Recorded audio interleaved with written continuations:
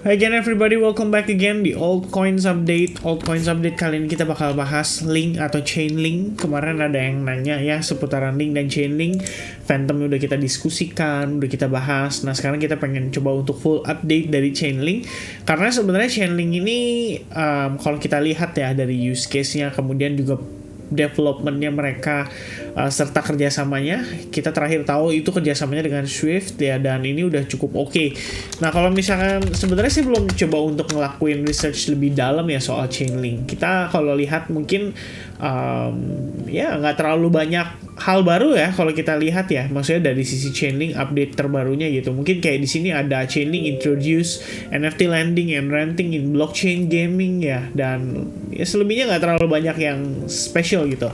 Tapi kalau misalnya kita ngelihat dari progresan pergerakan harganya, sebenarnya saya melihat Chainlink ini sangat menarik. Jadi kita pertama teman-teman, kalau kita gunakan time frame weekly, kalian bisa lihat bahwa harga itu telah berhasil flip ya dari resistance sebelumnya, saat ini menjadi area support di level yang sama dan bertahan di sana cukup lama nih ya. Kalau kita lihat ini sideways-nya itu udah berjalan dari 9 Mei 2022. Jadi semenjak dump yang terjadi 9 Mei 2022, Chainlink tuh nggak kemana-mana. Oke, bahkan pada saat kita tahu ada dump yang diakibatkan oleh FTX ya, Chainlink juga ikut turun, tapi dia tidak create lower low. Jadi so far Chainlink menunjukkan performa yang cukup oke kalau saya bilang, walaupun kita belum melihat dia benar-benar bullish ya, kita belum melihat dia benar-benar reversal bullish dan mungkin siap untuk bull run. Tapi kalau kita lihat dari all time high ke lowest price koreksinya so far adalah 89%. Jadi kalau dari segi angka aja ini tuh udah sedikit lebih baik dari rata-rata kripto yang lainnya, terutama altcoins. Kayak misalnya contoh kalau teman-teman cek di Solana dari all time high ke bawah itu sekitar 96%. FTM aja ya kemarin yang kita bahas kelihatannya turunnya lumayan terbatas aja, total turunnya tuh udah 95% juga guys sebetulnya. And then kita ngelihat koin-koin lainnya seperti Litecoin ya, salah satu koin yang utama atau unggulan juga, dia juga sama turunnya sekitar 90%-an.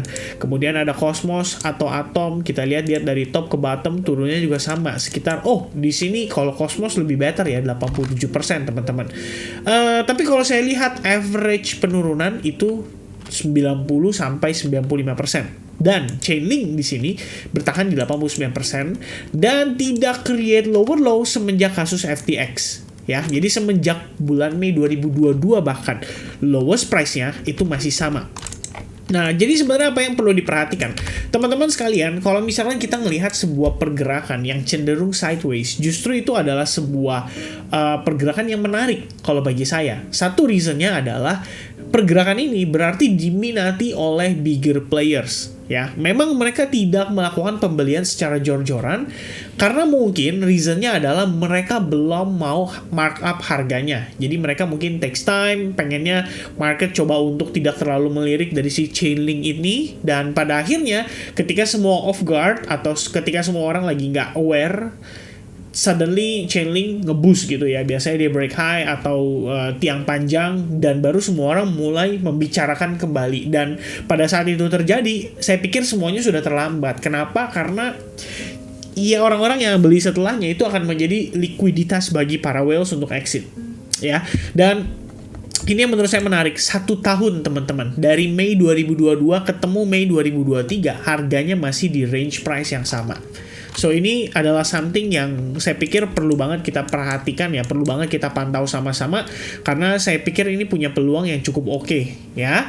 Nah kalau misalnya teman-teman berencana untuk manfaatkan Link dari sisi futures, mungkin kalian pengen tradingkan Chainlink, saya sih personally mungkin akan cari opportunity-nya lebih kepada posisi long ya. Jadi ketika harga terkoreksi, ketika harga berada di area bottom ya, kita coba untuk manfaatkan dengan melakukan long ya, atau mengambil posisi buy pada Chainlink ya, memanfaatkan support yang terbentuk cukup lama ini dengan target batas atasnya di kisaran area $9,4.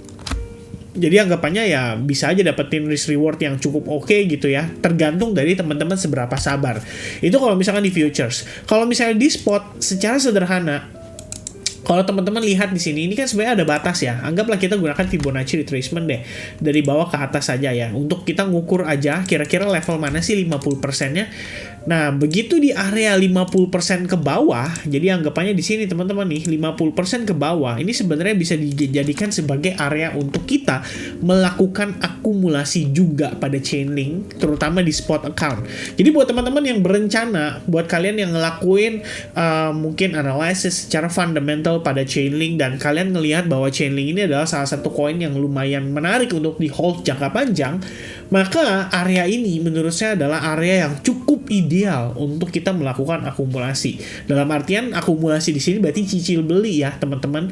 Jangan langsung jor-joran all in di satu harga. Kalian bisa spare menjadi beberapa kali transaksi dengan pertimbangan kalau misalkan harganya breakdown di bawah 5,4 dolar, maka itu akan menjadi opportunity maksimum yang kita bisa coba untuk manfaatkan gitu ya.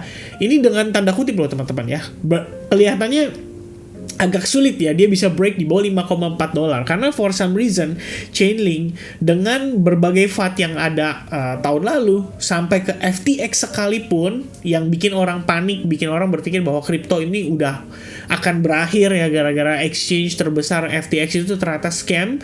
Dan rupanya teman-teman, Chainlink gak kemana-mana. Mereka masih berada di level yang sama. Dan ini berarti bigger players itu mempertahankan harga ini untuk mereka melakukan akumulasi jangka panjang. Dan kita belum tahu kapan akan di markup, tapi by the time di markup, seperti yang saya sampaikan tadi, mungkin akan sulit untuk kita coba untuk nge-catch momentumnya. Alright? So, ini untuk Chainlink teman-teman. Tadi udah saya sampaikan ya untuk time frame weekly dan daily. Kemudian untuk hourly-nya, kalau misalkan teman-teman punya rencana atau planning untuk manfaatkan Chainlink, melakukan transaksi pada Chainlink di futures market, sebenarnya kalau kita lihat terakhir itu pergerakannya cenderung terkoreksi ya akibat tekanan ya daripada si Bitcoin juga dari 30 ribuan turun lagi sampai ke 28 ribuan. Ini juga menyebabkan Chainlink mengalami koreksi.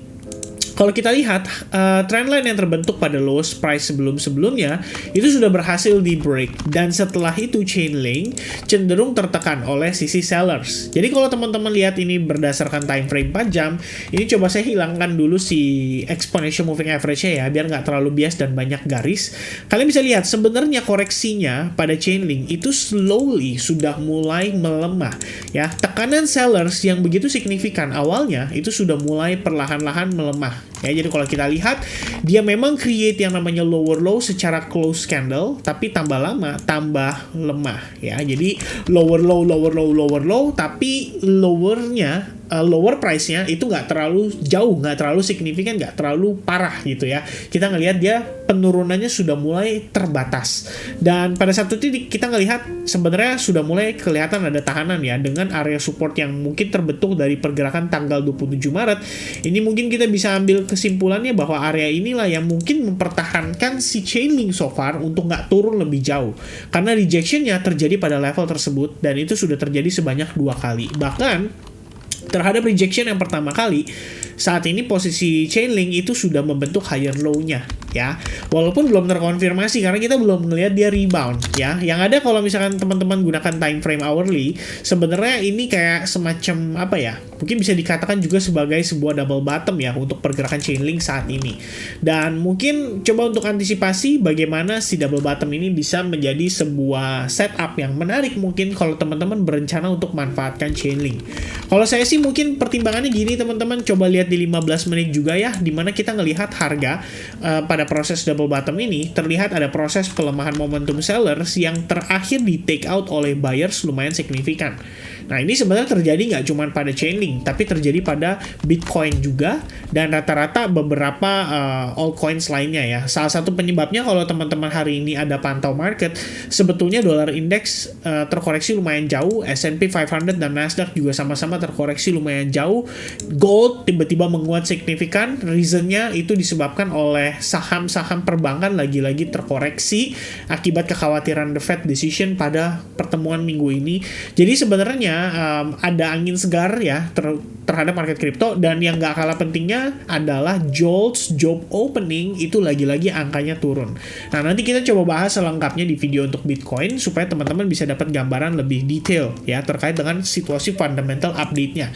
Nah untuk Chainlink sekali lagi teman-teman tadi sudah lihat ya, mungkin ada potensi terbentuk yang namanya double bottom, di mana area $6,95 akan menjadi area neckline-nya, dan di time frame 15 menit kalau kita lihat secara detail, sebenarnya ada proses V-formation di sini, mengalami proses pullback, kemudian dia sudah mulai recovery lagi. Jadi anggapannya, kalau saya pikir di sini adalah semacam sideways ya, setelah terjadinya si V-formation.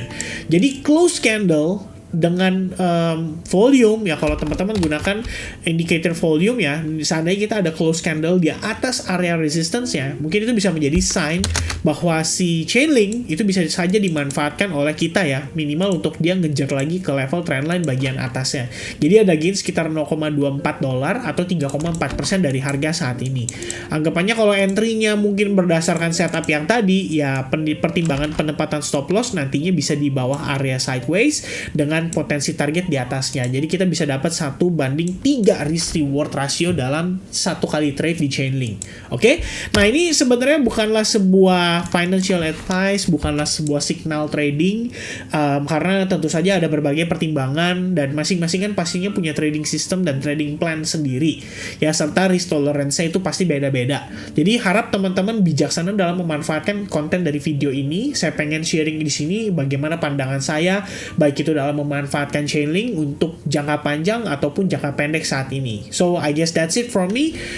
Thank you very much guys buat supportnya. Kalau misalnya kalian suka dengan video ini, don't forget to leave me your likes button dan juga subscribe channel ini. And I hope I'll see you guys again in the next update for Bitcoin. Thank you very much guys. Cheers and God bless buat semuanya. Bye-bye.